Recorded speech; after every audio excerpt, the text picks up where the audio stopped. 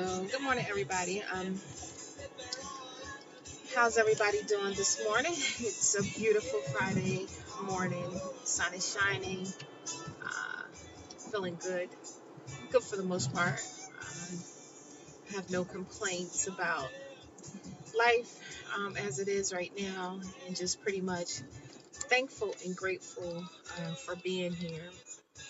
Um, May is designated as Mental Health Awareness Month. And I did post a little bit of information about mental health awareness and sent some emails out to, various people that are attached to my email list. And, just kind of talking about mental health a little bit. And what I'm coming to realize is that this concept of mental health or mental illness, if you will, a lot of people really don't understand what that means or what that entails. And mental health is pretty much um, how you feel, how you think, and what's going on with you internally, right?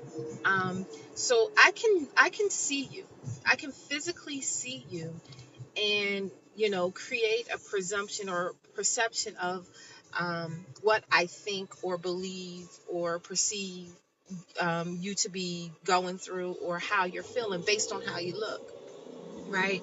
So we get all dialed up on the outside, we smile beautifully, people wave to you and say hello, and your response to them is, hey, good morning, and how are you? I'm great, everything is wonderful. But yet and still there's this storm brewing on the inside. There's something else going on inside of you. You're feeling and experiencing and thinking other things that really isn't in line with how you look on the outside.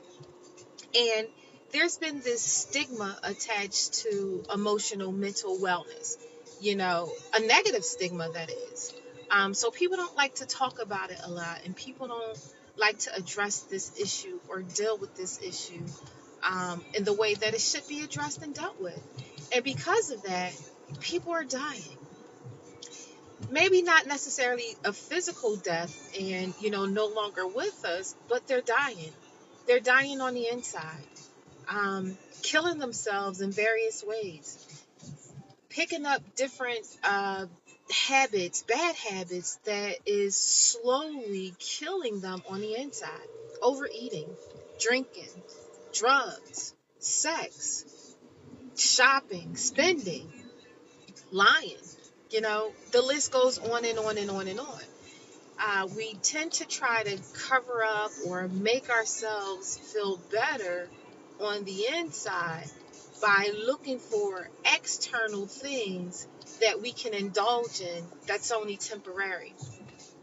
What I want to say to you today is that you don't have to be ashamed, and you don't have to be embarrassed, or you don't have to hide or pretend if things aren't really what they appear to be.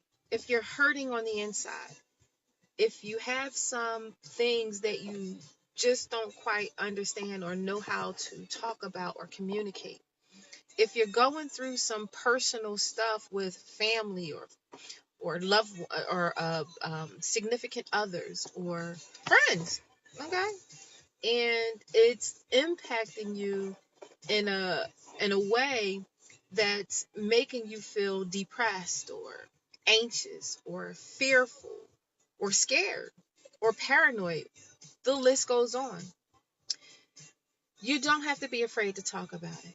And there's help.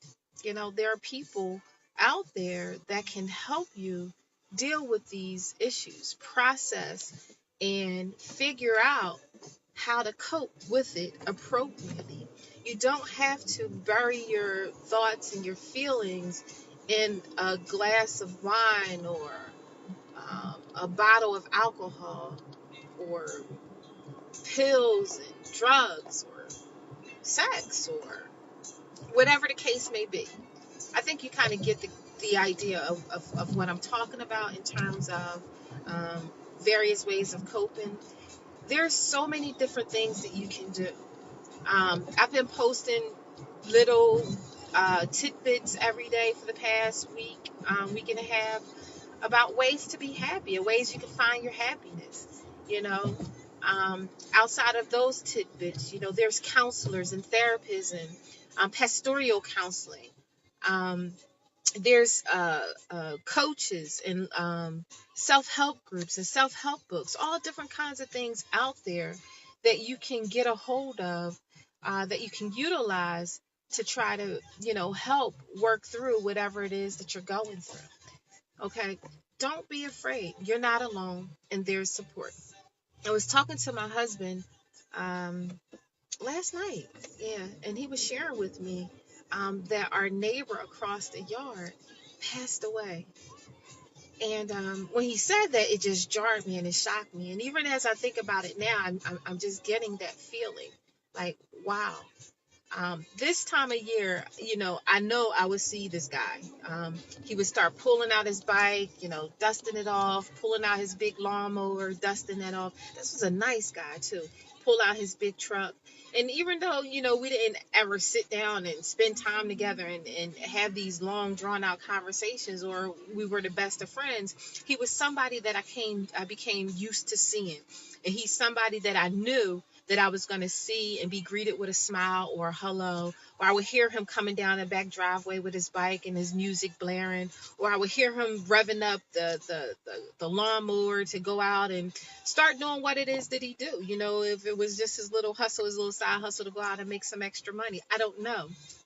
But the fact that he's not with us anymore, it really jarred me. And the thought went through my mind, what happened?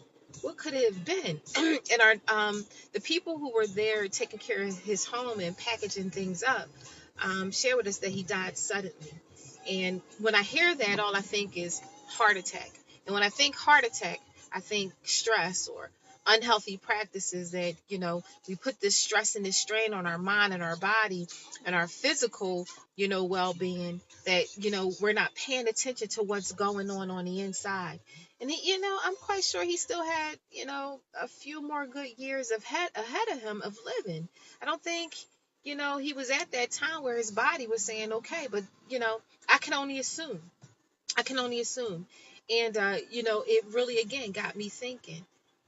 I, we really, really got to take care of ourselves. I got to take care of me. I got to make sure that I'm in a space and in a place and in a position where I'm mentally, physically, emotionally, and spiritually balanced and healthy. And how do I go about doing that? I mean, as I said earlier, there are so many different resources and there are so many different ways that you can make this happen, that you can make sure that physically, mentally, emotionally, and spiritually, you're in a good space, in a good place, and that you're well balanced. If you need any information, if you need any support, if you need any help in that area, you can always reach out to me, and I'll be more than happy and willing to provide you with some support, some assistance, some guidance, or point you in the direction where you can get that help and support and assistance that you might need. You can find me at www.bridgeoflovellc.com, or you can find me on www.facebook.com/Bridge of Love LLC. At any time, inbox me. At any time, send me a text message. At any time, whatever it may be, voice it, put it out there, and let me help. I hope this video was helpful or beneficial for anybody. And if it was, leave a comment, like the page, give me some feedback, whatever the case may be. And I'll talk to you again real soon. Remember, May is Mental Health Awareness Month, and you are not alone. Have a great day. Bye-bye.